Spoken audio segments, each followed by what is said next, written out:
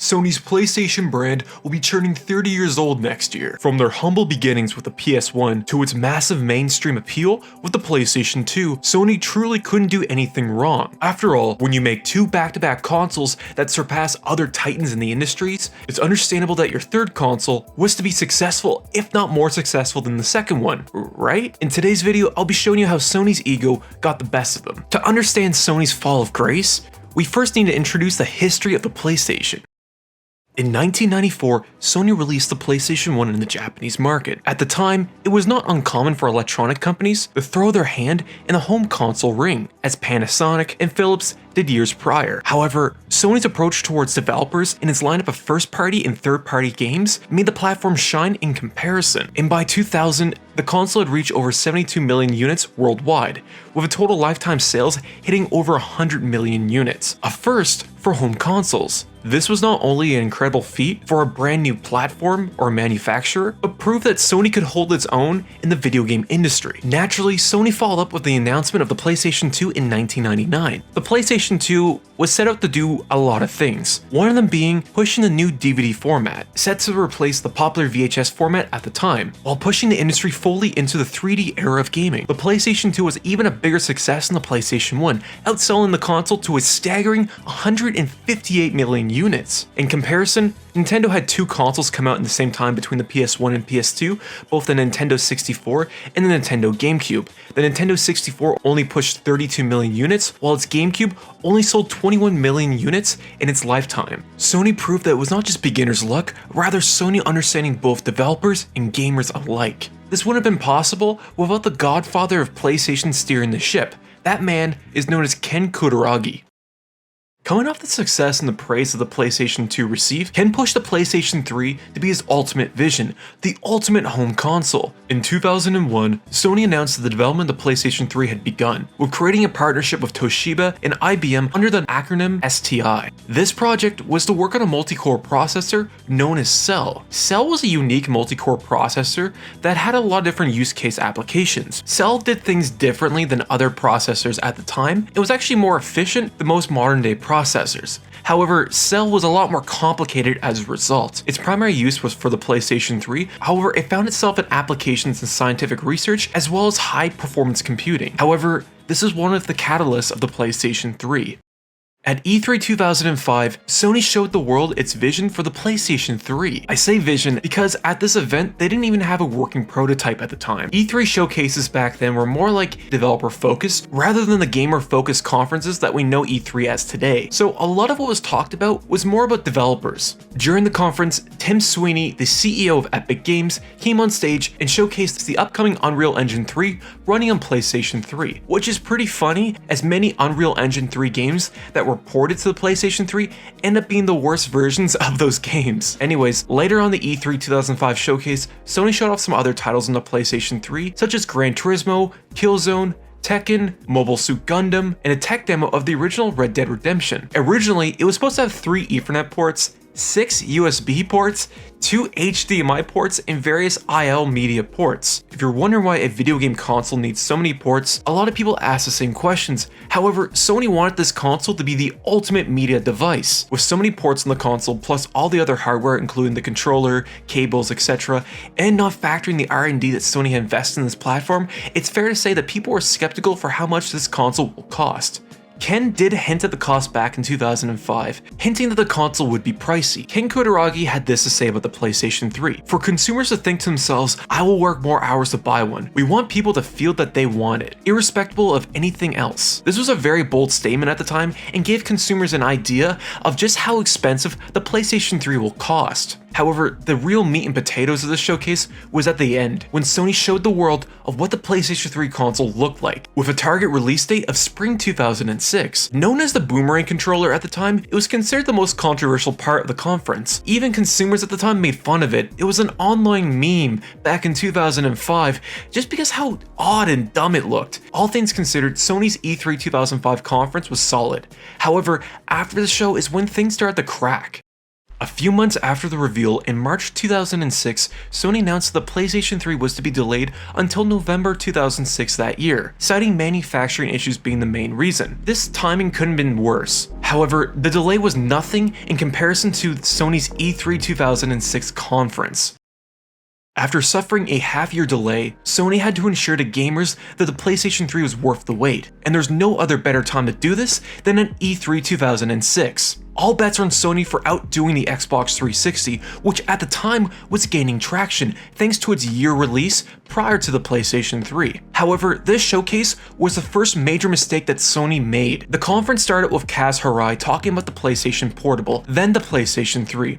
Sony showed off a few notable games such as Gran Turismo HD, Metal Gear Solid 4, 8 Days, and The Getaway 3. Despite all this hype, the conference was known as being an absolute bore to watch. Sony went on about the graphical capabilities of the PlayStation 3. However, the examples they showed off were met with a lack of showing substantial quality. Sony failed to sell the gamer on what the PlayStation 3 could pull off. Rather, the show ended up being a parody on its own. Game is powered by Namco.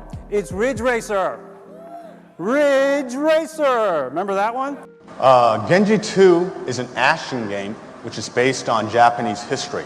The stages of the game will also be based on famous battles which actually took place in ancient Japan.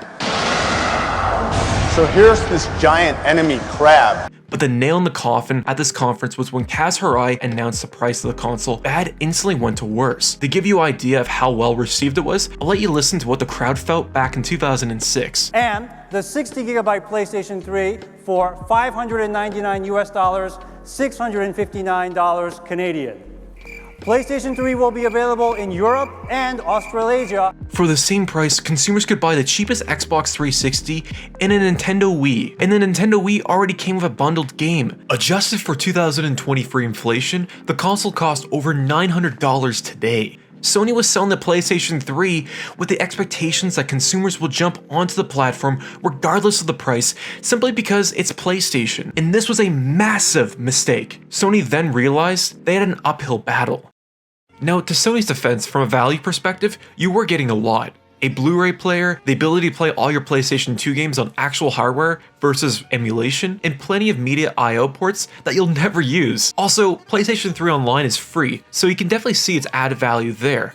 However, none of this was properly conveyed at the showcase well. After this conference, Microsoft also had their E3 2006 showcase, and although it wasn't prominent quite like their later conferences they held, it still showed off promising titles like Gears of War and a teaser trailer for Halo 3. But one of the most crucial parts of this conference was near the tail end of it, when Peter Moore famously pushed down his shirt, revealing that both Grand Theft Auto 4 will be launching day one on the Xbox 360, plus will be getting exclusive content on the 360 first. To understand the impact that this had, up to that point, Rockstar had prioritized the PlayStation platform, and most importantly, showed that Sony wasn't always untouchable. Not to mention, Xbox had various Japanese publishers who were prominent on the PlayStation 2 switch over to Xbox, like Capcom, who published Dead Rising at the time exclusively to the 360. Unlike Sony's conference, Microsoft had more visually impressive titles that sold consumers on the HD era of gaming.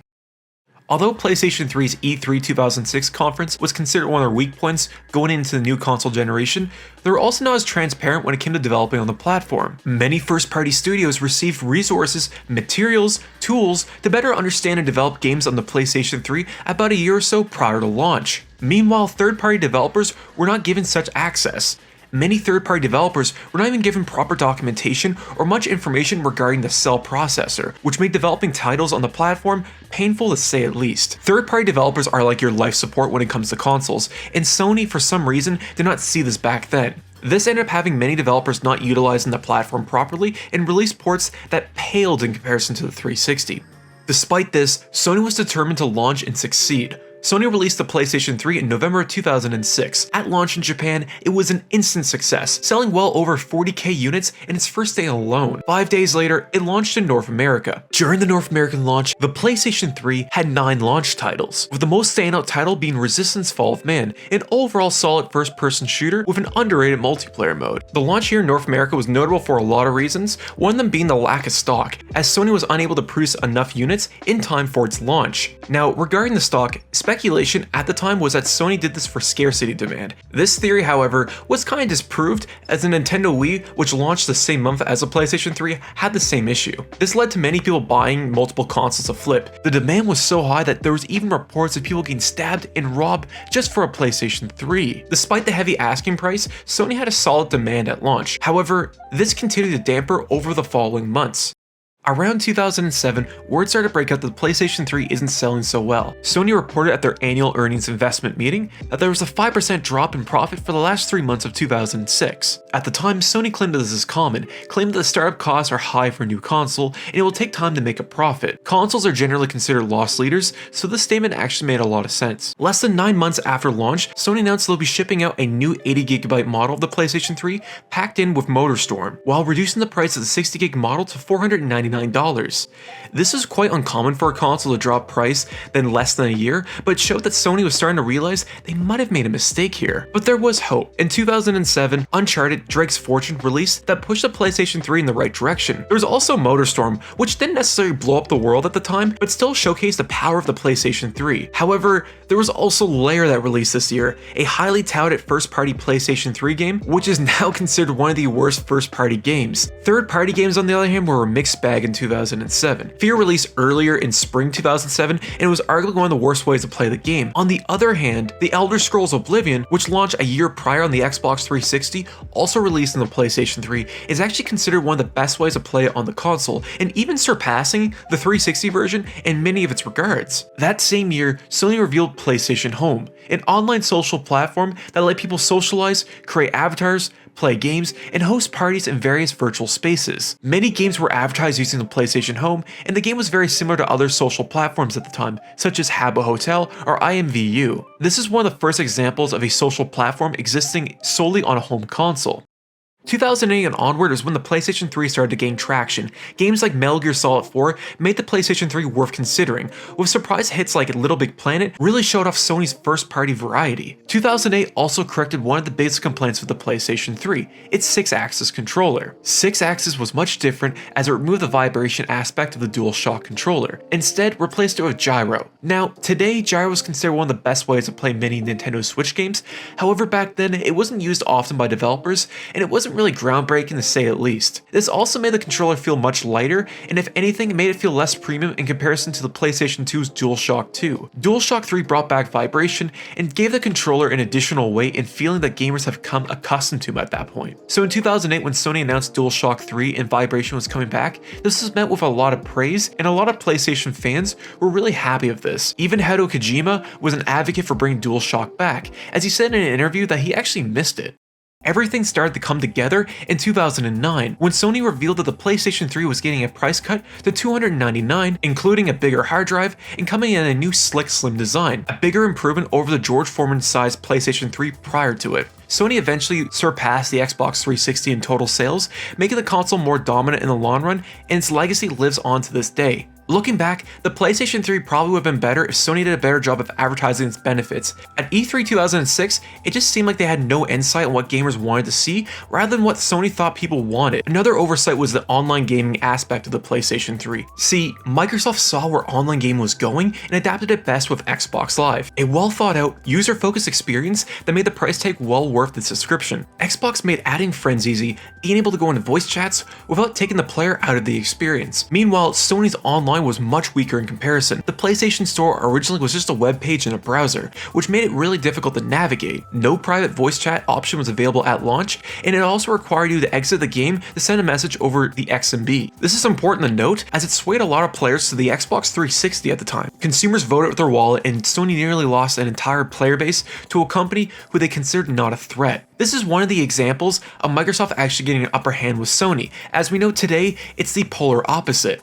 Sony learned from this mistake and is now considered one of the biggest names in gaming and continues to dominate in the home console market. They went from being one of the tech screw-ups in 2006 to being considered one of the best video game consoles to this day. Thank you so much for watching. If you like my content, please consider leaving a like or even a subscription. Until next time, fellas, peace.